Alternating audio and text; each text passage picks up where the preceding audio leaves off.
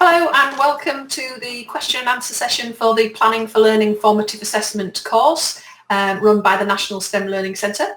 I'm Andrea Mapplebeck, so it's a pleasure to be here with you this afternoon, answering and responding to your questions.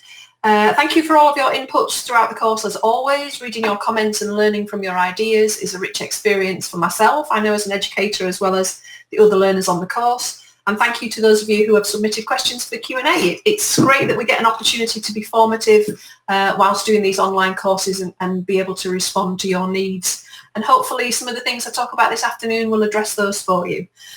So without further ado, we will get on and we'll start. The first set of questions that I have put together, I put under the heading of questioning. And I know that we're in a different situation teaching at the minute. It's a strange world with the pandemic going on, and we're finding on the Q&As, I did a Q&A last week, that is influencing our practice as teachers, which is hardly surprising, and also the questions that are coming through. So we will find some of those questions coming through as we look at the questions that you've submitted today. So our first question comes from NASA. NASA says, thank you for giving me this opportunity to ask a question. It's a pleasure, NASA. Your question is, what are the best ways to communicate mathematical concepts to a 7-year-old child in order to take root in their mind? Is it about the concepts or the use of the concepts or the use of the imagination, which I suppose is using the ideas to create and synthesize new thinking? So that's a really interesting question, NASA, and I think there isn't a definitive answer as in this is the one thing you will do. For me, it would come back to some of the key concepts that we've looked at on the Planning for Learning course, which is where is your student at, where is your child already at in their learning? Because one of the things we want to do with formative practice is to identify and gather that evidence, that decision making, that data-driven decision making that we've been talking about, and then at that point think about what we're going to do to work with our student, work with our child, teach them and move them forward in their learning.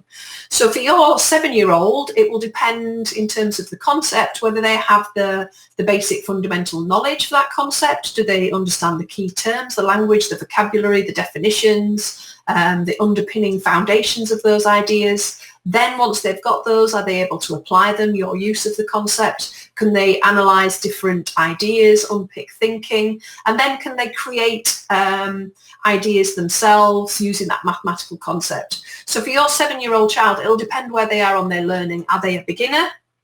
Are they an intermediate, or are they advanced? And so for me as a teacher, I would be wanting to find that out, ascertain that using various things. We've looked at questioning on the course. I know on other courses we look at ways of evidencing students' learning as well as questioning. There's lots of different activities we can do, teach them accordingly. So I hope that helps. Some of the ways that we can elicit where they're at, we've looked at when we've looked at how to help students understand what quality learning looks like up front. So it might be about using concept maps with mistakes in, getting them to understand this idea of quality. It could be using our what do you know already, what do you wonder grid, our KWLH grids. It could be our use of concept cartoons. It could be our use of difficult questions, our rich questions. So those things to find out and then teach them accordingly. And I hope that some of the ideas that you've come across from the course will help you with that. I know that other courses that we run under this suite, as well as the courses that run under Future Learn from the National STEM Learning Centre in terms of mathematical teaching, would give you further ideas, NASA. So identify using that evidence from our assessment opportunity and then finding out where to go next. So I think you kind of answered your question by thinking, I can see clearly in the way that you've talked about, is it the embodiment, the use or the imagination of the question, that it is thinking about, are they a beginner, are they intermediate, have they got some foundation there, but they're unsure about particular concepts. Where are the difficulties in teaching this concept in maths? Let me just unpick those foundations for them. Or are they mastering the idea and able then to use and implement that idea independently without me? So I hope that helps. As I say, lots of ideas that we've had on the course about different ways that we can evidence and then teach our pupils accordingly. So thank you, NASA. A really interesting question to kick us off there. Claire says, I would like to ask what you think about my idea of caterpillar questioning. Claire, I love the name. I think it's fabulous. And I think if we build the language of these activities into our approaches in teaching with our students, then we can build that learning culture with the classroom, that they have expectations about how we're going to work with them when we use that. So it's a lovely term. Do you have suggestions as how I could better explain this activity to my students, as it was not entirely successful when I tried it? I think that's an interesting point in itself, Claire. You were the one there in the classroom. Why was it not as successful as you wanted it to be? Was it because the children didn't understand the approach? Was it because the children didn't understand the purpose of the approach that you were using? Was it just the concept that you were using the approach with? So these are questions for you to think about. I can't give you the answers for that. There would be different responses depending on it. If it was the concept, it might be that it doesn't work with that particular concept. It needs to, it might be that it's best used at a different situation. Is it that the classroom culture is about the fact that children understand that the key reason for asking questions is to find out what they're thinking, and that you need them all to be thinking and all to be engaging if it's going to work effectively? So you said I started by posing a question and choosing a student to answer, then the student answered before choosing another student, and so on. So that sounds lovely. Things that might help it work better, obviously I wasn't there, so just thinking about your question. Were the children given time to think? I think in terms of a classroom culture, my classroom culture, when I work with teachers going into their classroom, what I don't want is to be asking a question and for children to have to immediately answer. I think if the question is worth asking, and it comes back to, the points that we looked at on the Planning for Learning course, that we are looking at key points in the learning cycle to evidence children's thinking. Is it at the start of the learning cycle? I want to find out where they're at, where the misconceptions are. Is it going down the learning cycle to check whether they've understood the concepts we're at? Is it towards the end of the learning cycle, so I can see actually if they've mastered those ideas and I can move on to the next bit of the content? So were students given the time to think? Because if I'm going to ask a question that's appropriate, then I need to allow them that thinking time. And I often see with my trainee teachers questioning failing because the teacher asks a question and they ask for an immediate response. And more often than not, the children that respond immediately are the ones that can think quicker and can come up with the quick answer. But the quick answer doesn't necessarily give the rich evidence that we want. So I want to ask a question that's challenging, that might take time to think. And if it's going to be a challenging question, then they need that opportunity. How do I facilitate that time to think? And this is going to lead on to some thinking I had later. It might be that I get the children to write down some key points for themselves, 3 key points that link to the question I've asked. Then I could start your caterpillar questioning. So student A, Abby, give me one of your 3 points that you've just said in terms of response to the answer. Then I might move on to student B, Barney, right, have you got something that links to the point that Abby just raised, or have you got another point to add to that? And then I might go to C, Charlie, could you give me a different point to the one we've just heard from Abby and Barney? How does that link to those 2 points? And I'd use my questioning in that way, but I think it would work successfully if I give them a chance to think before I do it. In terms of then bouncing around the classroom, caterpillar questioning, I might say that today's caterpillar is 6 segments long, because I don't think I'm going to bounce around 30 students. It would be too many. But the advantage of thinking, if I give them thinking time and I'm making them do something in it, whether that's writing down 3 points, is I can be wandering around the classroom whilst they're thinking too, and I can be looking at what they're writing and inferring what I think what their writing is telling me about their understanding. So I might choose A, B and C as a consequence of moving around the room and helping elicit and getting key points going in terms of that discussion. So it might be that not everybody at a particular opportunity is talking, but I am focusing and directing where that question is going because I know there's key ideas I want everybody to unpick and think about. So I hope that there's some ideas there, Claire, that would help with the caterpillar questioning. I think it sounds fabulous. I think it sounds a great way to engender a culture where I'm showing that everybody's thinking is valuable and important for all of us to learn. So I do encourage you to keep going with it, and I love it as an approach.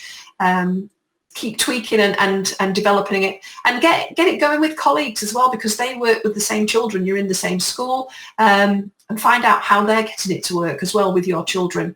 Which things worked, which things didn't, which topics worked, which questions worked, how did they tweak it, and get that professional dialogue going to help you build that. But it sounds a lovely way to develop the formative practice culture that we've been looking at in terms of this Planning for Learning course. So thank you, Claire. I love it. Caterpillar questioning. Right, going on now to a couple of questions, but some have been raised by several people, and it does link, as I mentioned earlier, to the current pandemic situation that we find ourselves in.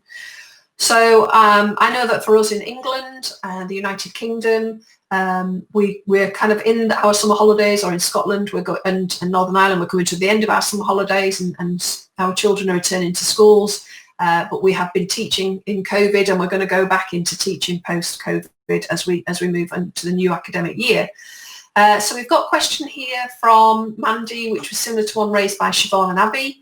How can we compensate for fewer student discussions or group work in COVID secure classrooms in September? So Mandy mentions in particular that she's going to be using more post, pause, pounce and bounce and individual mini whiteboards. However, pair discussion is not being encouraged, understandably, to reduce the risk of transmission, and she's concerned about quieter students, absolutely, who are less confident to speak in whole class but do manage to discuss well with partners.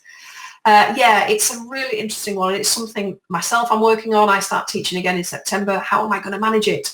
Because my classroom is very much a dialogic classroom, whereas you say, Mandy, you know, kids who are quiet, they will talk with partners, they will talk with peers, and that's where key learning occurs. I know that we learn when we discuss ideas with each other. So how can we facilitate that? I think it comes back to what we were talking about just before, that the purposefulness of what we're doing in the classroom. Why am I getting students to do group work? What is it I want to come out of the group work activities that they've got? Is it because I want them to consolidate and challenge each other's thinking? Is it because I want them to apply the concepts and ideas that we've got? Is it because I want them to discuss misconceptions and difficulties and troublesome bits of knowledge in the subject so I can identify whether they're having those similar difficulties? So for me, it would come down to how I plan for that and think about the outcome of it and capture it.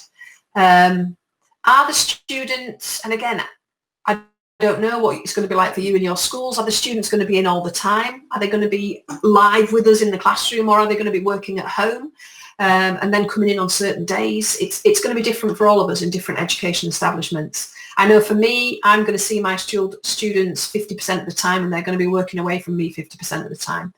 So it's going to be planning for those activities, very much what we're talking about, this planning, thinking about where those points are in that learning cycle. Am I planning for the initial finding out about their thinking?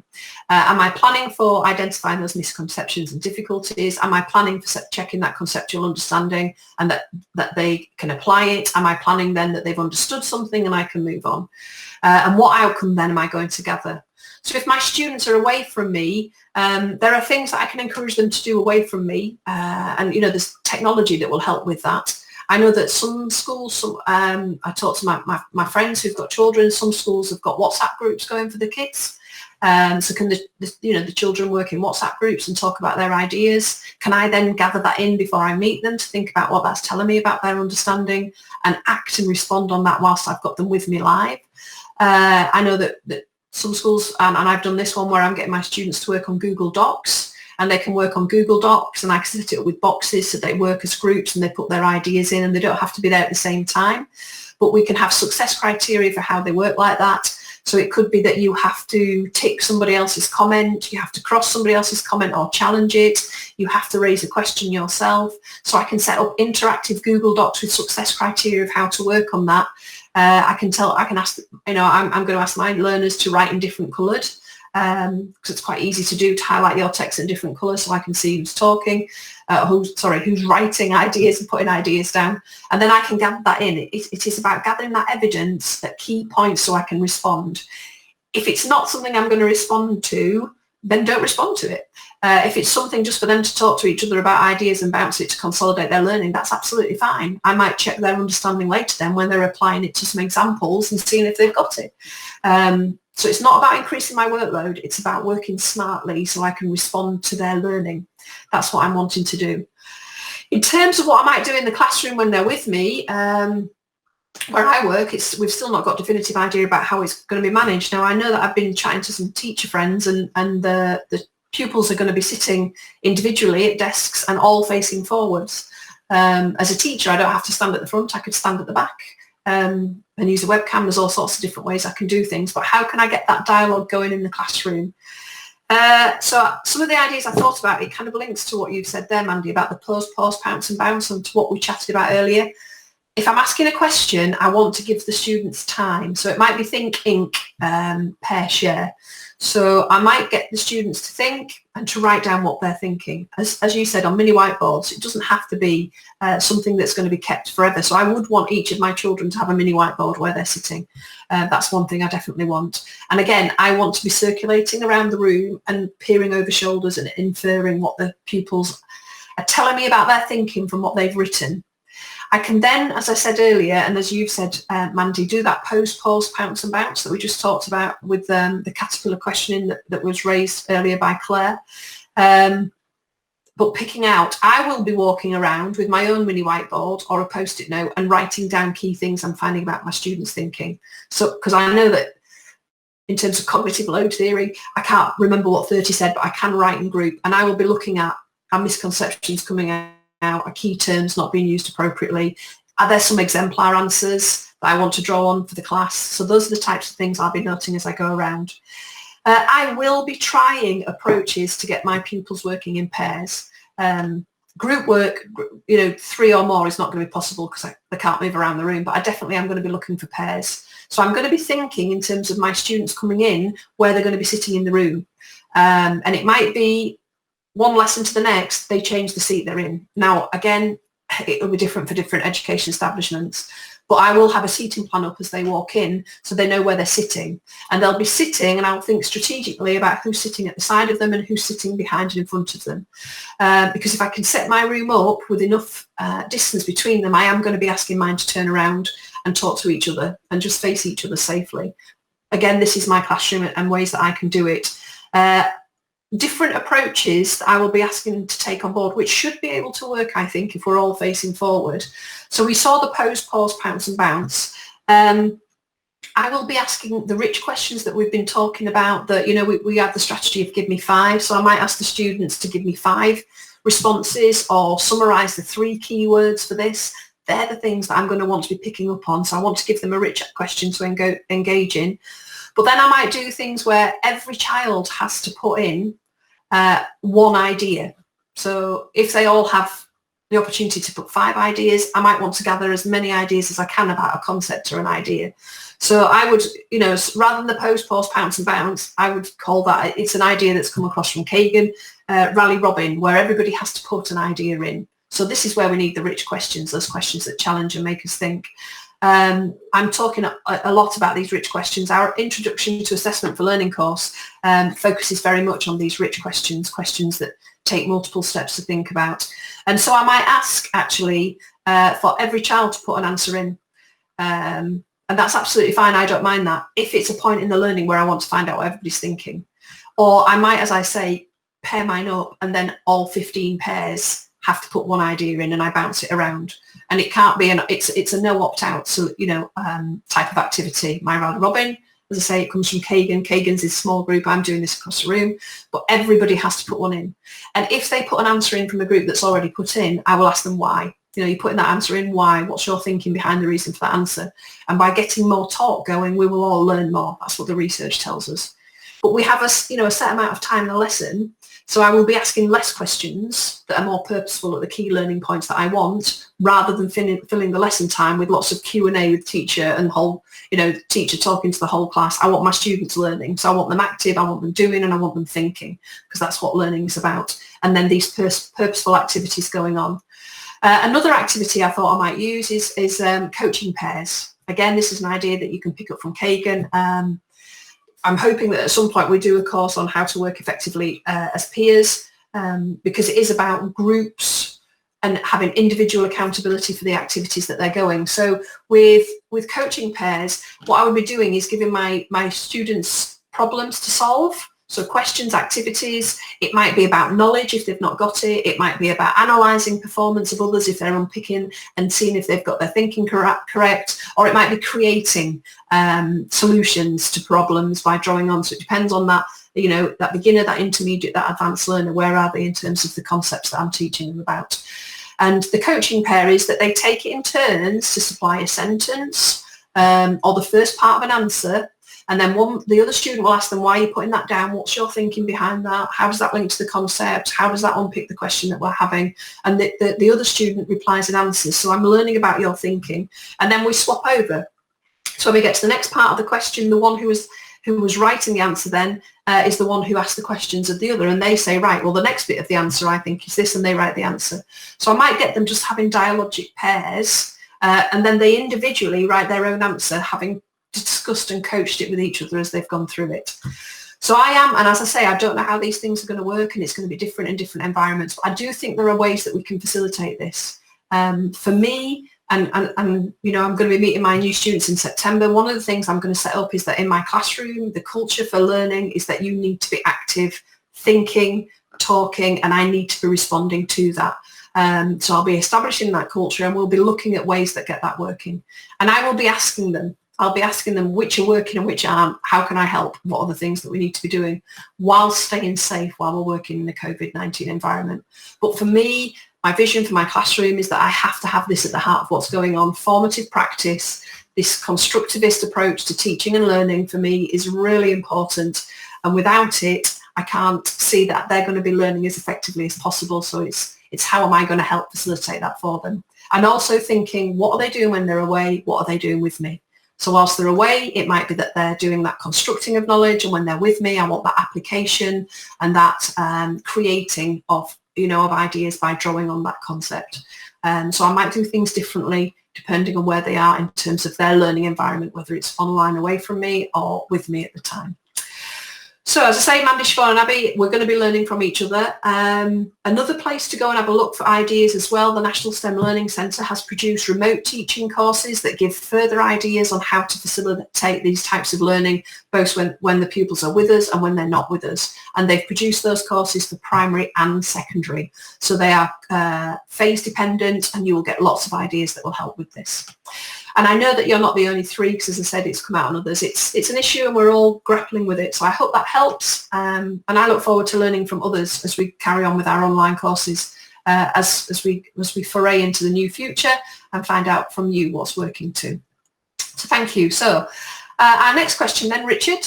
Richard is asking as well about working in an online environment. One of the major constraints is the absence of non-verbal cues from students. Absolutely. I'll be using questioning techniques, but thoughts on how to adapt to this environment would be interesting. I hope, Richard, some of the things we've already talked about will help with your question, but I've put this one in and kept it in separate because it is that non-verbal cue, isn't it? And I know I found it really difficult. That the hardest thing for me, I used Zoom as a platform whilst I was teaching before the end of the academic year, was not being able to do that active listening that I like to do when my students are learning, that walking around the classroom and noting. So yes, I had them working in groups. They were going off into their little breakout rooms. They were discussing ideas. They told me that they found that the most useful bit of the teaching and learning, which again is interesting. But I was missing out on picking up on those key things. So for me, one of the things I have to draw on is my experience and expertise as a teacher. Where are those difficulties in the subject, and make sure I plan in for those assessment points at that point, and keep asking and having that dialogue going with my students about how they are learning at those points, not just what they are learning. And it's those things about, the exit tickets, getting the students to give me feedback. We look at a lot of ideas about this, obviously, on our Feedback for Learning course, about how we can gather ideas from students about it. But it is keeping that active dialogue going between the students, because I'm missing out on those non-verbal cues. When they're in the classroom, as we've talked earlier, obviously we can pick up on non-verbal cues and move around. But I would be planning more feedback opportunities from the students to me. And it's interesting, quite a few people in the feedback field say that the most powerful feedback actually in the classroom in terms of developing learning is the feedback we get from students to us as teachers. And that's what the non-verbal is. So I would be planning for those feedback opportunities in my teaching sequence. Feedback occurs once I've done some teaching and I get my students to apply their ideas and to see where they understand. It links very much to the 3 questions we've looked at on the Planning for Learning course. They underpin our feedback process. Where am I going? How am I doing? What's next? So I would be planning feedback opportunities at those points for students. Where am I going? Do you know where you're going? What are the key things that you think I'm asking you to do at this point? What are the success criteria for this? So I'd be planning in those feedback opportunities to check for the students at those points. So my teaching is going to have to adapt and change in light of the way that we're moving forward. But we can do that online. I can think about where those key points are. I need to gather feedback. And me, because of the way I teach, I have little symbols that I use. I have a bear with big paws. He's my paws for feedback bear. So my students know when the bear goes up, I'm going to ask them for some feedback from me, or I might get them to have some feedback with each other. But at that point, I will have some strategy, some mechanism to gather that feedback. And that will then influence what I do. I might have planned for that to influence immediately what I do in terms of where we go next. And our differentiation course picks that up, or it might influence what I do over the medium term, what I might do next lesson, or what might I do across the teaching sequence of my topic. And that was some of the ideas we looked at in week 4 and 5 of the Planning for Learning course. But yes, it's that planning for those feedback opportunities, and I am going to have to adapt, and it is going to be interesting. But I hope, Richard, that helps.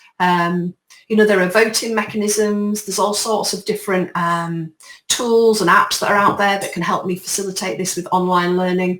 The key for me, and I've definitely found this, is I need to plan in and write those questions, particularly if I do polls. I find it very difficult to do it while I'm live with my learners. It's using my teacher expertise, knowing where those difficulties are and writing those questions up front.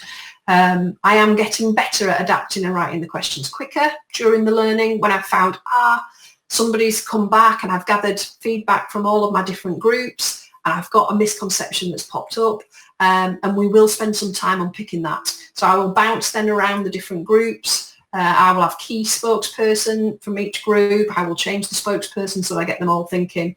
And we use the chat box as ways to facilitate this. So that there are possibilities for it, but it is kind of like a slightly more slowed way of doing the learning. But I have found that my students have been able to go away and build up the knowledge themselves. Another thing I was going to say as well in terms of developing my teacher expertise, obviously I've been teaching a long time, but if it's a subject I'm coming new to, or I'm younger in the profession, then as we've looked at on the Planning for Learning course, I will and I still do go and look at what the research says, the difficulties in the subject. I will talk to colleagues who've taught this before. I've never taught this. How have students done well? Where have they not done well? How have you tried to get past those difficulties? So I'll be chatting to my colleagues, and I will be trying stuff out and learning from experience. So I hope that helps.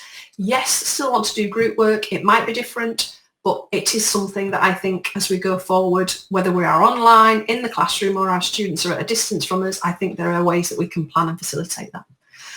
Okay, thank you. Moving on, our next questions kind of like segue into what we've been talking about, because these are looking at how we manage our workload and the time that we have with our students as we move forward into this new world, but also looking at some of the ideas and concepts that we've been picking up on our course, this Planning for Learning course. So Abby asked the question, due to time constraints, how do you work around addressing all the misconceptions that arise in a lesson and still meet up with a scheme of learning for the day? So there's a couple of things there, Abby, I want to unpick. How do you work around addressing all the misconceptions that arise in a lesson? So that's the first thing. Some of them I will have planned for, as we've talked. I know when I'm teaching forces, I know where difficulties are. I know that forces is a really abstract concept. Even when we teach it early down, there are things that I know will pop out. And I know as the concept changes, I can be teaching about forces in a horizontal plane, but if I turn them into a vertical plane, students think they've understood it. I just change the plane. I slightly twist the way of looking at the concept, and I know there'll be misconceptions that pop out again. So some of these I will have planned for. And actually unpicking misconceptions for me in this way might take time, and I don't mind that. Because I found, and I know from experience and research tells me too, that if we unpick these threshold concepts, the key things, the non-negotiables for me in terms of my curriculum, actually when I get to ideas later on in the curriculum, because those foundations are there, we can actually go through other concepts faster. So for me, that is part of my understanding my curriculum and some of the things that we've talked about on the Planning for Learning. Now, if misconceptions pop up I hadn't planned for, again, I talked about, I do make notes as I go around. Some of these I will address now because I think, wow, that's a new one I've never thought of. I've not come across it in the research. I've not come across it from experience. I've not come across it from colleagues talking to others. That's a great one, we need to address it now. And actually I will throw it out as a rich question, and we will have a discussion and a dialogue in the classroom. And it might be that I've got some kit I can bring out that helps exemplify and unpick that with my learners. If, however, I don't think I can do that, I might make a note of it to come back to it at another time. I find that concepts that I teach in my curriculum, I'm a physics specialist, they build and spiral. And it might be that's a great one. And we might have I have a Yoda board, because I'm not the wisest person in the classroom by far. It would be a sad indictment of my students if I were. But I have a Yoda board where I might put up, here's one we come to later. So Yoda's the expert in my room. And so it might be misconceptions or key questions that my students are asking. I'm like, that's great, we'll stick it on Yoda. And then at some point, I keep going up to my Yoda board.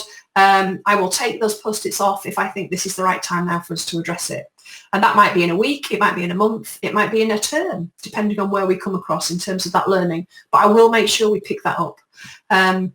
So that's the idea then about the misconceptions. I teach, as we've talked about on our Planning for Learning course, by starting from misconceptions and thinking about what the inferences are in terms of my students' responses. What's that telling me about their thinking? So what do I need to do then in terms of responding to them and moving that learning forward?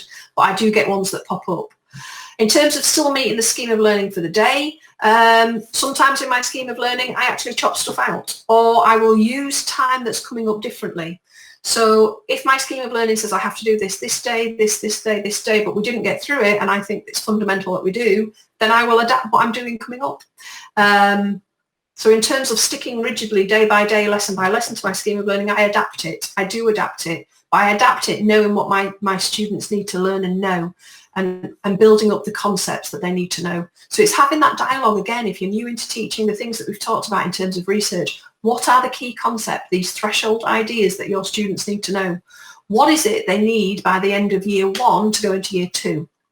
What is it they need at the end of year 3 to go into year 4? What do they need at the end of year 7 to go into 8? What do they need at 10 to go into 11? What do they need 12 to 13? These are the key concepts and ideas that I need to be planning in my scheme of learning. What do they need to do with me in terms of the concepts? Which ones are easier they could do without me? So how am I going to use that home learning time for them? So that's how I think in terms of my scheme of learning. So if I've taught something and then I find out they've not understood it, and they need to understand it, then I'm going to adapt what I'm going to teach in my next lesson with them. If I have the opportunity, and I'm lucky, I see my students and I have space in between that I can adapt. I generally find that I go back at the end of the day and replan my teaching for the next time with them, so I know what I'm doing. If I worry that I'm going to lose my thoughts for my teaching, what I will do at the end of that lesson is just quickly whack a PowerPoint slide in and just put some key points, bullet points for myself on that PowerPoint slide. This idea they got, this idea they didn't got, this is what I think I need to do. And then when I come back to teaching that next lesson, that PowerPoint slide will remind me what I need to do to adapt. Because particularly I know in classrooms where you've got, children with you all day, every day, it's remembering it, isn't it? So I might just have a little learning log where I write key points for myself on post-it notes as I go through the day about key things I need to remember that I need to adapt in terms of my sequence.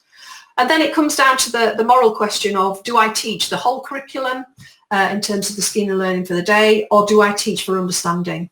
And I know that's something that Dylan and Chris talk about often on the courses, and it's something that as a subject leader, and when I do leadership CPD, I get my leaders to talk about what is the vision for your classroom, what is the vision for your subject, how are you discussing that with your colleagues? So I know for myself personally what my vision was for my team.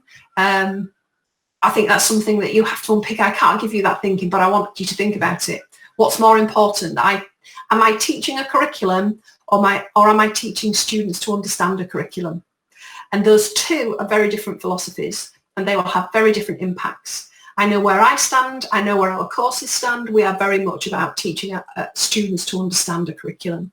So I need to respond to my students then in terms of how I'm teaching that curriculum. And the research evidence says if we teach that way, actually our students make more progress, interestingly, than just teaching a curriculum.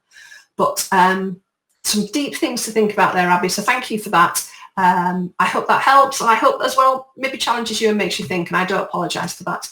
Our courses are based on a particular field of research, our formative practice, which underpin my thinking, my culture, my vision, and the way that we talk about these ideas. Other people have different ideas, I think, you know, we are teachers, we're educators, we are professionals who can critically engage with evidence, you know, research-informed ideas, and then evaluate them through practice. And that's what we want to encourage you to do on our courses.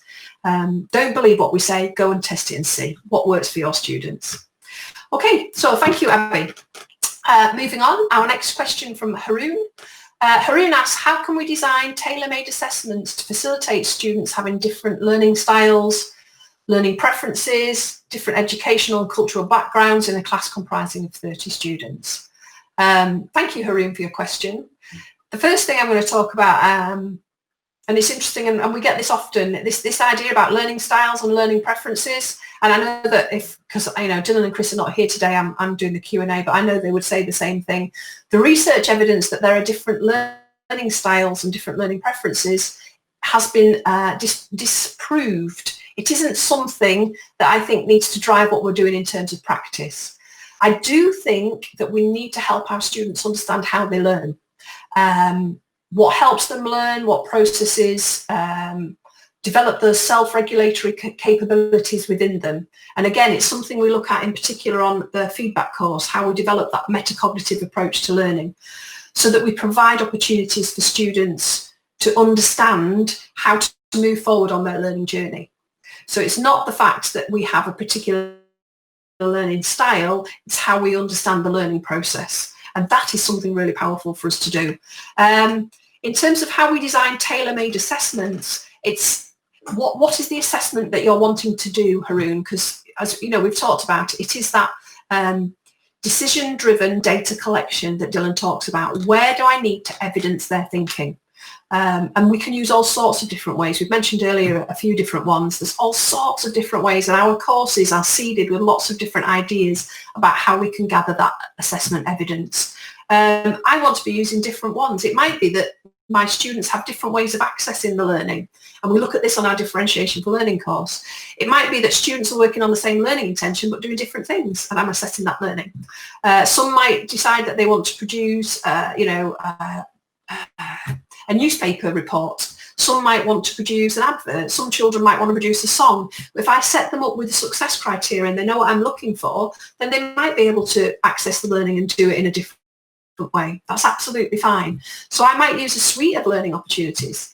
I mean, some of the ideas I've used for gathering evidence for kids, I've had my, when I want to find out what they know about a topic, I have key questions, and then I've said to mine, create for me a cereal box. You know, we've looked at cereal boxes and we've unpicked what quality, you know, what do we mean? What makes a good cereal box? Well, it has a title. It has benefits for us. It tells us the good things that we're going to get because of this.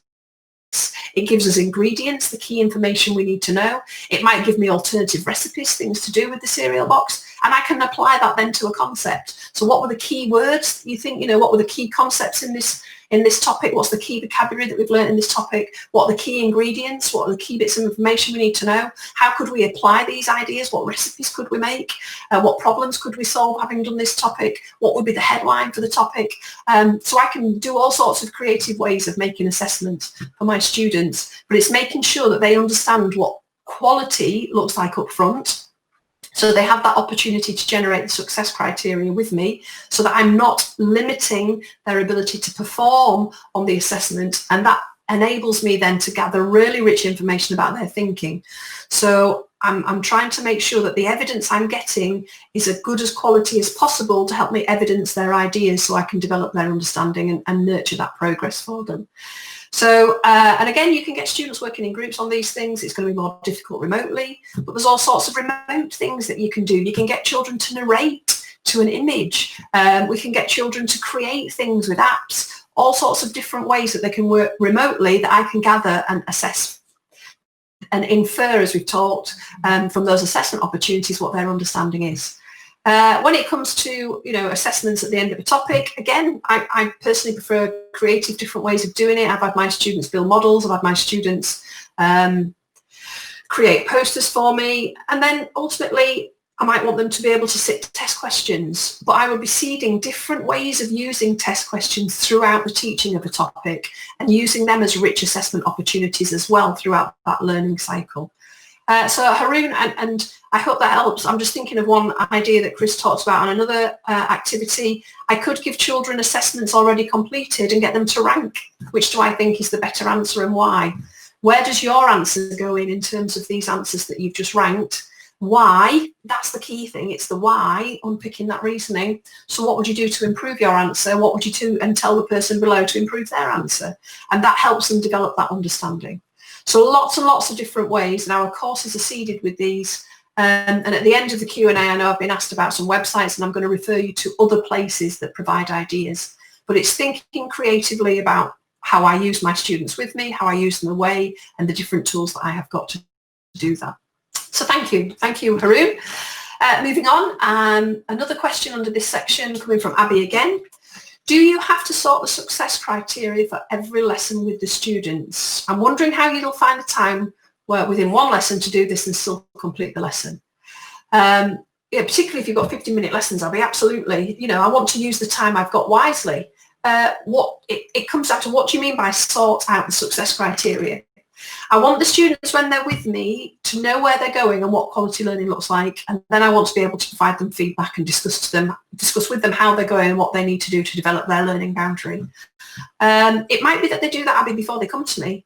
You know, I might have ways of gathering if we're working remotely, as I've talked about. What do you know about this? It could be that I find quite often when I use exemplars a lot. As I say, I've been teaching a long time. I've built up an exemplar tub. It's over there in my room here at home, with lots of exemplar work that I've gathered from students over the years at those key points that I want to get them to understand quality and success.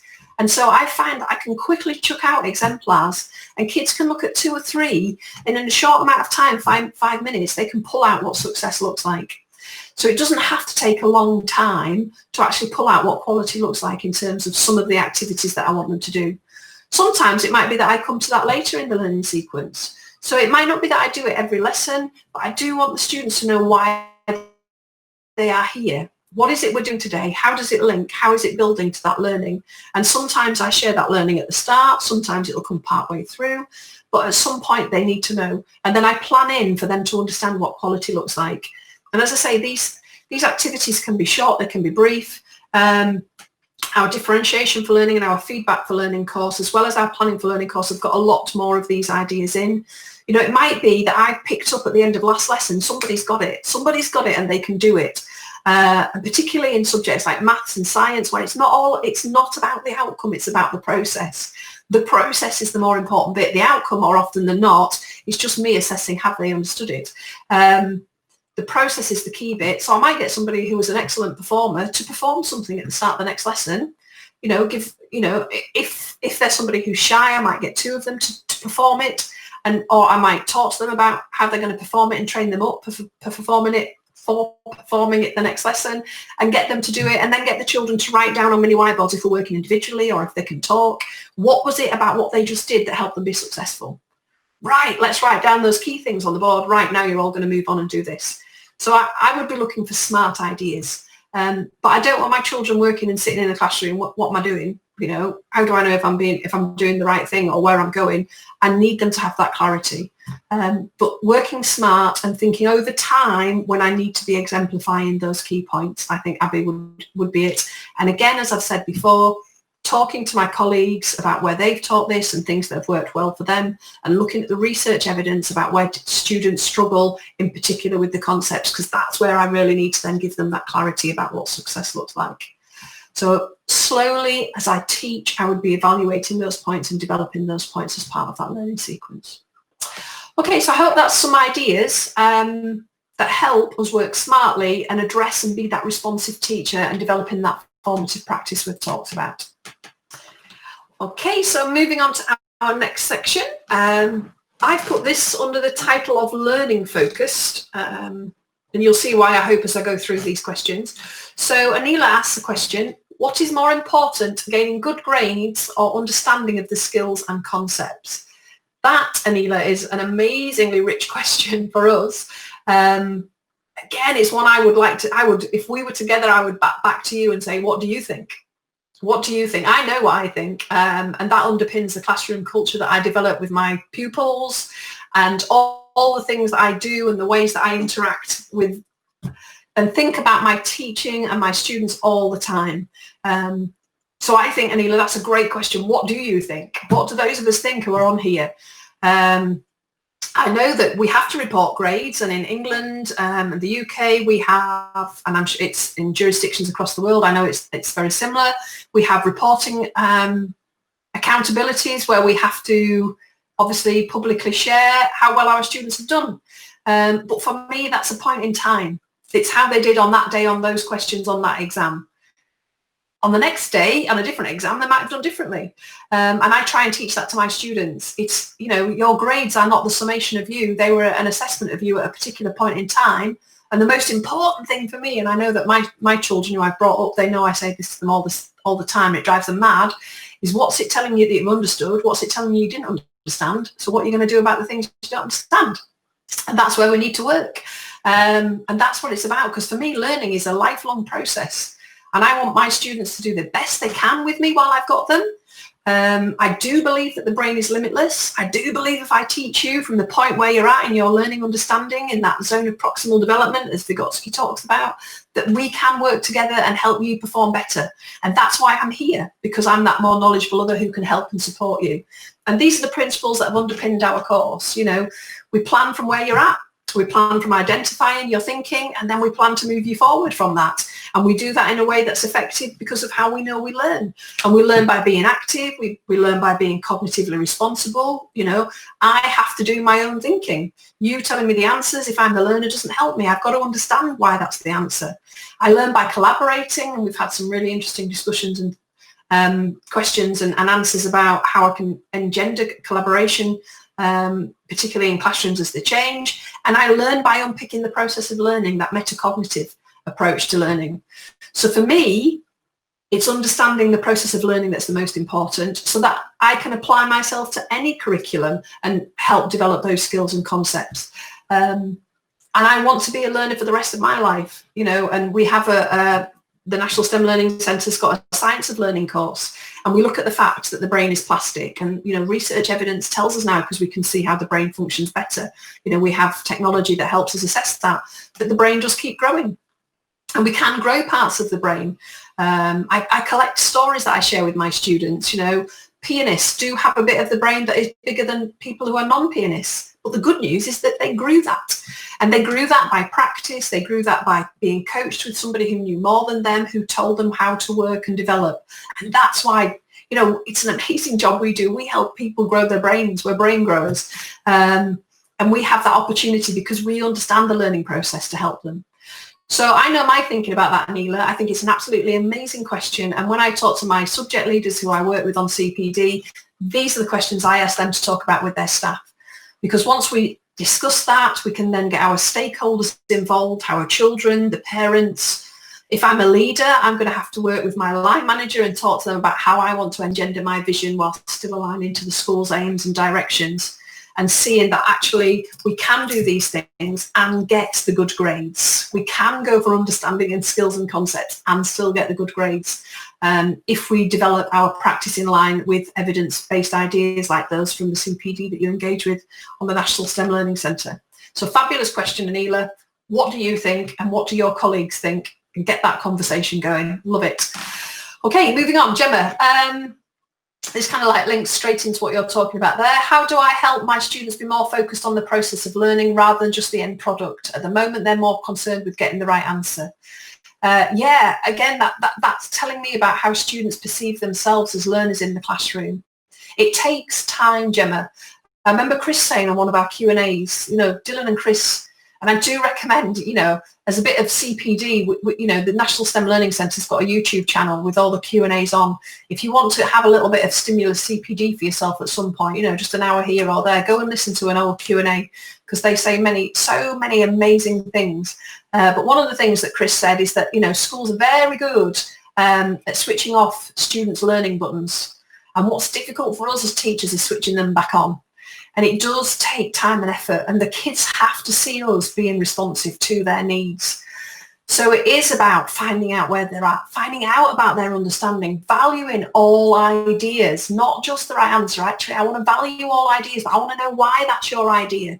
Because if I can unpick why that's your wrong thinking, actually, somebody else might say, I thought that too. And my students say that, oh, I think that too. And I'm like, brilliant, right, now I need to do some teaching. And this is where I teach, at those points where I can develop your learning boundary. And that for me is the exciting bit.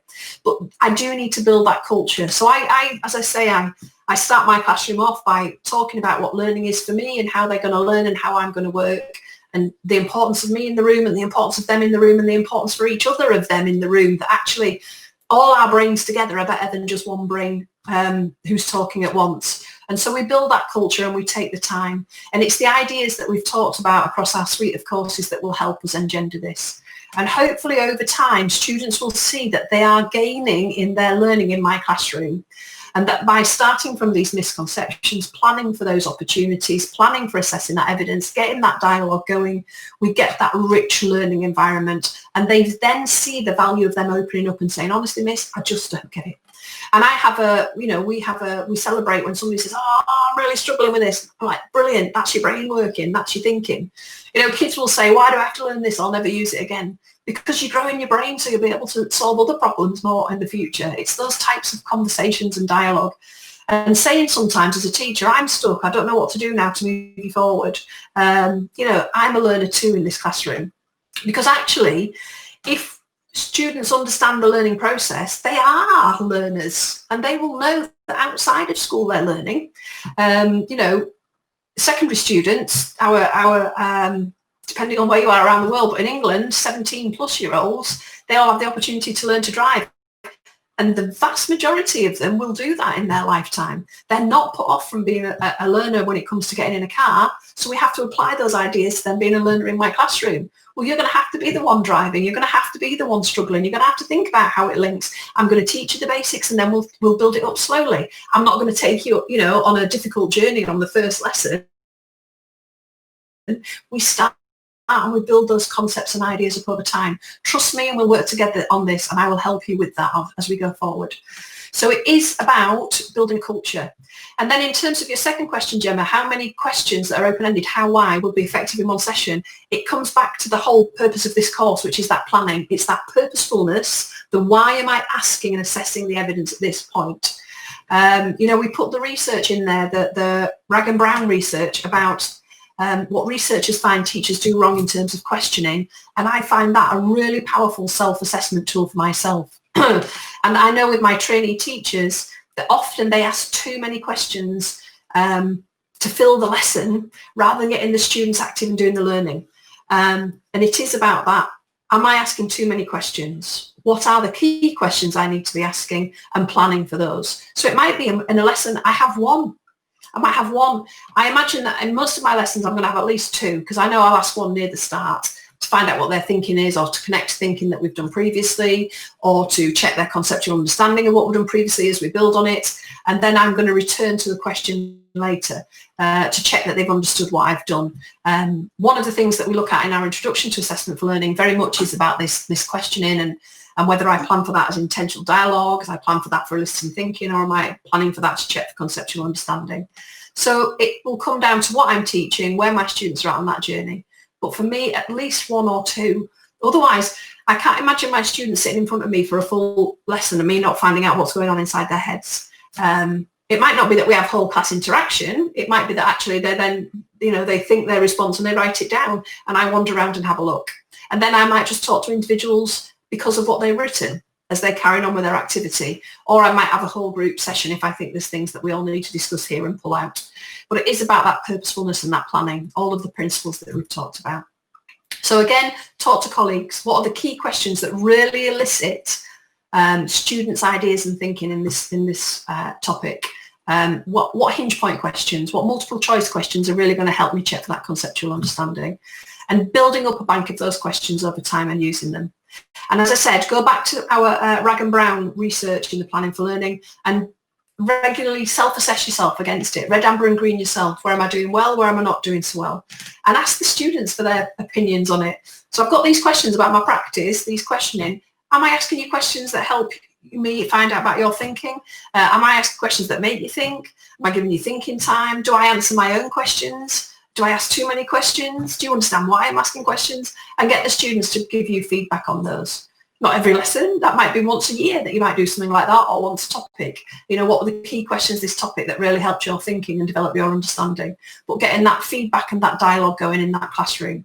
It's all of these things that help build that formative, responsive practice that we've been talking about.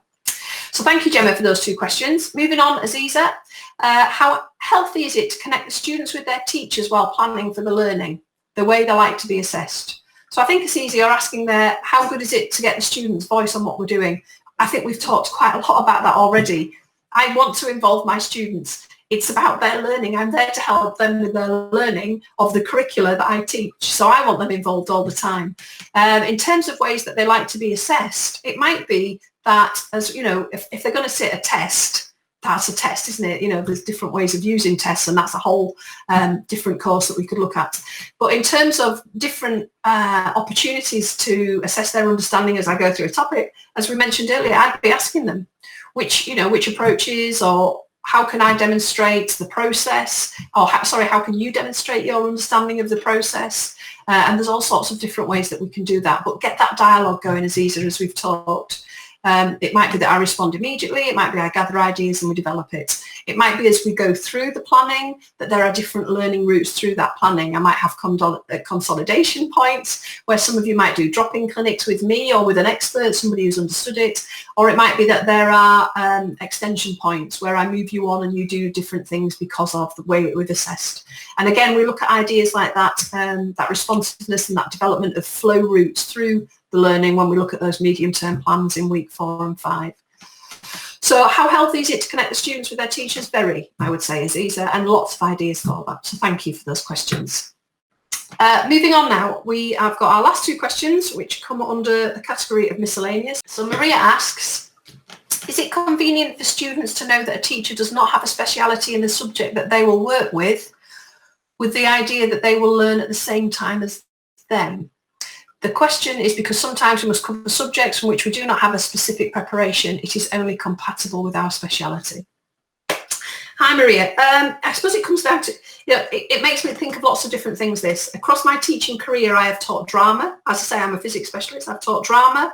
I've taught PE. I've taught music. I've done lots of different subjects. And like you, that is very different to my specialist subject. But the beauty of us as teachers is that we are specialists in the subject of understanding how to learn. That's what we know. That's what we develop as teachers. And I think that's what we bring to the party, that no matter what topic we teach, we know how learning occurs. So what I would do before I taught my students, which this course is about, is planning, I would be going and reading the curriculum, but I would be reading about where those difficulties are. I'd be reading about where misconceptions are. I'd be reading about where troublesome knowledge is. I would be talking to colleagues about who have the speciality in this. Where are the really difficult concepts? Where are the key foundation concepts? What must the kids know? Those things that we've talked about already, those threshold ideas. And I would be developing that knowledge. So I personally would say to the students, I've not taught this before. This is the first time I've taught it, so we're learning together. But I have gone away and I found this out. And I would say to my students, I've struggled with this bit, but I've learned how to teach. I've learned how to learn this. And I'd be having that dialogue with my students about the learning process. And it's those things, how do I know up front what quality looks like? So when I'm learning something, recently I had to teach something I've not taught for a very long time, 2D projectiles. Oh my goodness, was I nervous about it. What did I do? I did all those things we've talked about. I went and read research about where students have difficulties with it. I read examiners' reports about students' performance with it. I struggled to learn it myself. I went and looked at experts. I watched videos. I looked at different people performing it. I looked at exemplar answers and unpicked why they were the answers. I gave myself questions with the answer and then had to work out the process of how to get there.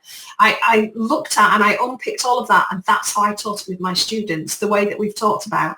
And my students, one of my students said, and I thought it was a yes moment for me as a teacher, she went, I've done this before, I never understood it, but this time I've got it. She said, it shows you the difference of a teacher.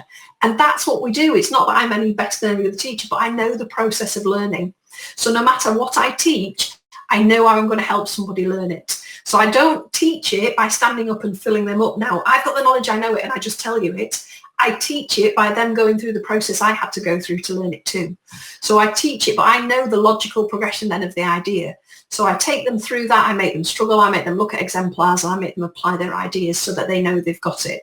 So even if it's a subject that isn't my specialism, I do believe I can teach it well if I plan and use the ideas that we've talked about on the course.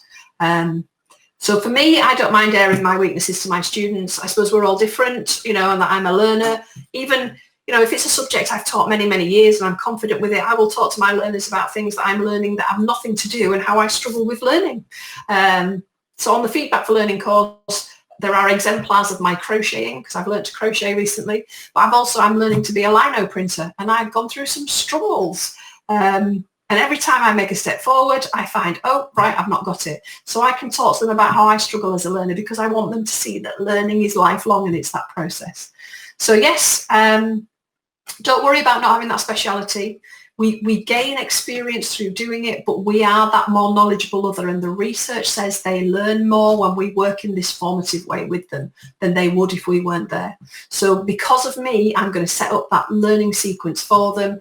I'm going to assess them at points. I'm going to get them thinking at points. I'm going to get them applying at points. I'm going to get them discussing at points. And all of that is going to help their learning, and I'm going to involve them in that dialogue as we go through. So good luck with it, Maria. I know how it feels to teach something that you're not confident with, but get them to feedback to you about how they feel about it and what is helping them learn. And that's going to help you with that teaching and responsiveness too. So good luck, Maria, and thank you. Okay, final question. Maria, another Maria, I don't know if it's the same Maria or not, but another Maria and Dawn, similar ideas here. So Maria says, fantastic course, thank you. Lots of food for thought and ideas of how to deepen and extend current practice. That's brilliant, Maria, because that's what we want. It would be great if we could create a forum from where we can share resources, maybe for subject specific in secondary and one for primary. I know that the National STEM Learning Centre does have forums. So if you go to their website, the National STEM Learning Centre's website, they do have forums where secondary and primary teachers do share resources, and that's across the STEM subjects. So our science, technology, engineering and maths, particularly science and maths. And I know there are maths hubs too for secondary and primary where resources are shared.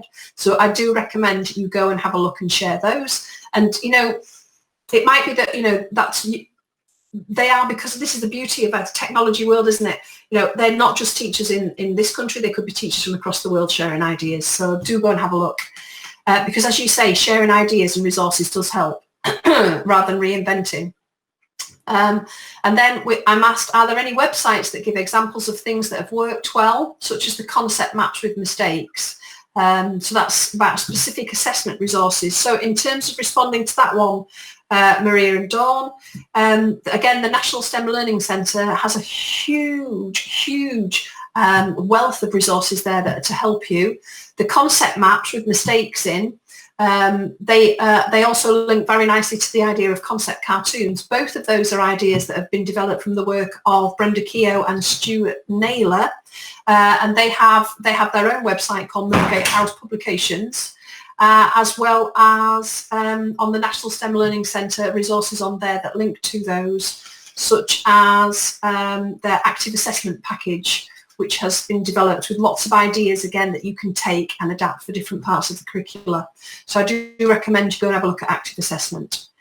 Another website that I thought would be useful, because again, it's research and evidence is formed, is also hosted by the National STEM Learning Centre, and that is the Best Materials. So this is being developed by the University of York Science Education Group, and it's the best evidence in science teaching. So again, it's science-based. And they're starting at Key Stage 3, and they've developed a plethora of resources. They're fabulous, and again, linked to research, but they're looking at progression maps. So what are, these threshold ideas and how they develop? What could I do to diagnose at various points? And they've developed questions that link to the misconceptions and difficulties that research have highlighted. So they're doing that, and they've rolled these out over 2 years, and there's tons of resources. And then they've also developed some responsive activities. So things that you could plan for to use if my students didn't understand it. So if they didn't get it, I could do this activity. If half of them got it, I could do this activity. If they all got it, then I move on to I and my teaching. So I would recommend go and look at the National STEM Learning Centre, active assessment, best evidence in science teaching as starting points. And as I said, there are also forums there for you to join to share ideas and resources, because it is that opportunity to share ideas with each other that helps. I personally don't believe that I could take somebody else's full lesson plan and use it. I could take somebody's learning intention and success criteria and key questions and then adapt and plan that to how I teach. But I personally couldn't take somebody's full planning because I need to be formative in my practice, responsive to my students by eliciting evidence and providing feedback and getting that two-way dialogue going in the classroom, or even three-way, me to student, student to me, student to student, constantly inferring what it's telling me about thinking and understanding to move forward that learning horizon. So I think we've covered a lot. I hope that's been useful and beneficial for you. I think there's lots of ideas. I know, and I say this all the time, I am a learner and I learn from the comments that I read on the course. So even if you finish the courses are open, go back. Where were the key points that you found there was useful ideas? Go and see what people have added since you've visited, because people are joining and putting new ideas in all the time. I pick up ideas all the time. You know, we've had Caterpillar questioning, fabulous idea this time. So it's developing that teaching repertoire and doing that in dialogue with my students, my stakeholders and my staff. So thank you very much. Thank you to you for your questions. Thanks as always for the opportunity from the National STEM Learning Centre. Thank you to Dylan and Chris. As I said, go and look at their old Q&As. They're not here today, but they have so many ideas linked to research evidence that I constantly learn from. And thank you to Matt, who supports us in the background, and thanks to all of you. I hope you enjoy the sunny weather if you have it where you are.